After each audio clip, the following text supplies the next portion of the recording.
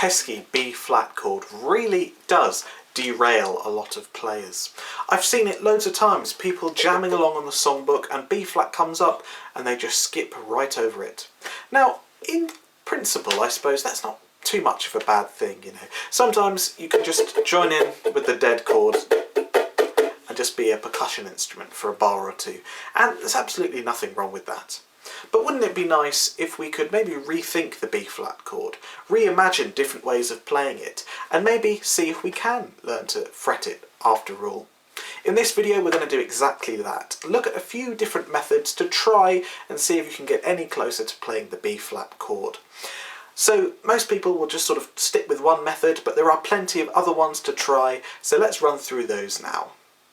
Now the way I play a B flat chord is, I suppose, the more traditional way, but just because it's traditional doesn't mean it's going to work for everyone, and there are plenty of people who do the other methods. You take your first finger and you use it to bar the first fret of the E and A strings. So far we have 0, 0, 1, 1. Okay. Then we use our middle finger and put it on the second fret of the C string, and then our ring finger on the third fret of the G string. Now this does involve a sort of awkward balance between the fingers, because the first finger's got to be sort of flat and almost backwards like that, while the other two are nice and curly and bent over. Now if you're struggling with that, what I would suggest, the first thing you can do is sort of look at this arm and think, where is it positioned? Some people really feel like they've got to squeeze in there, bring everything nice and tight, but actually that might not be working to your advantage. Because if things are too tight and squeezed and contorted, there isn't really going to be any comfort going on or room for manoeuvring and flexibility. So why don't you try and shake it up, loosen up, and try and figure out a way of playing it with less tension. Maybe bringing the arm forward more instead of in, like that. Might be all you need to do in order to get that shape to work. The second way of playing it is by doing the sort of the full bar method. So this way we're using a full bar across the entirety of the first fret, and then these other two fingers go in like that. Now this has some advantages over the other one. A full bar is much easier to do because unlike that half bar where you've got to bend the finger back, a full bar is just a straight finger. So some people like that. And then of course you can actually have the finger quite far over. There's no set rule on how far over a bar has to be. It could be right at the edge, or you could bring it much further over. And if you do bring it over, then these fingers can come over with it without having to stretch and reach over the strings like that. So if you're struggling with this way of doing things, try putting the bar in different places and seeing what luck you have with that. Incidentally, let's quickly talk about barring, because a lot of people don't realise that a bar is not just placing your fingers down, but actually there's a little bit more to it than that. And we're up against a bit of an obstacle already, because at the first fret there's the most tension in a string. If you pick up a uke and give the strings a wiggle in the middle versus either extreme end, you'll notice there's a lot less tension in the middle. That's because when a string is strung over 2 points, the most tension is at either end. So we're already on an uphill battle. So let's actually move into the middle of the uke for a little bit of a revision on barring. What you want to do is put your finger actually over the fret itself, the metal. Not pressing down, but just over it. So no sound, but over the fret. And then you simply roll the finger back into the gap behind it. So on the top and roll back into it. It's a little bit hard to do on camera, but sort of rolling into the fret. That way you're using the side of the finger, which is a little bit more solid and stable, and the angle at which you push down with those muscles, it's going to make it a little bit more comfortable for you. Okay, so once you've got that, then you can put it at the first fret as well. If you're still struggling, maybe try and use the arm and bring the whole ukulele in towards you. These tiny muscles in the hand are great, strong, but the arm muscles are much stronger, and if you allow them to actually carry the bulk of the pressure, the bulk of the weight, then maybe that'll actually help instead. You should be able to pull in using the arm, pull the uke into you. You should be able to do a bar without actually using the thumb, just by using your arm muscles to bring the ukulele in and hold it steady. So once you've got that, practice it up high, put it back to the B flat.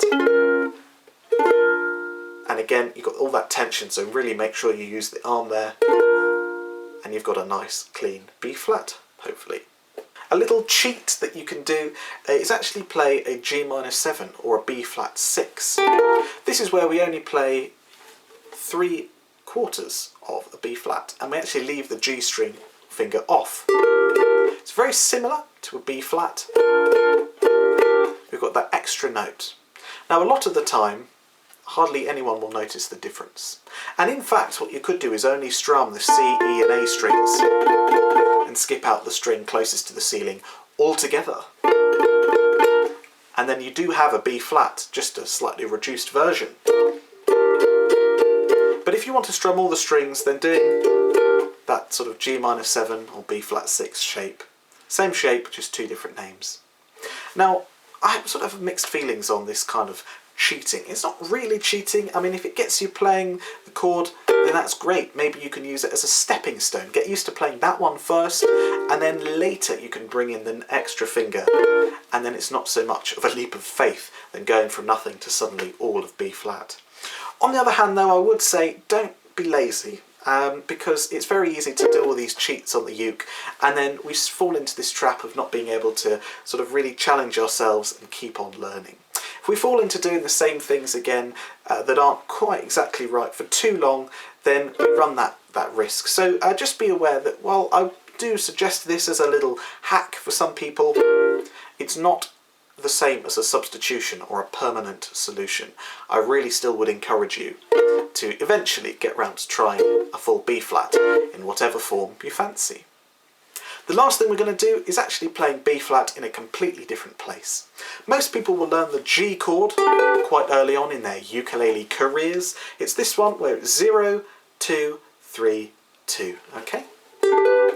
If you play that shape all the way up here, so 0, 5, 6, 5, this is another way to play B flat.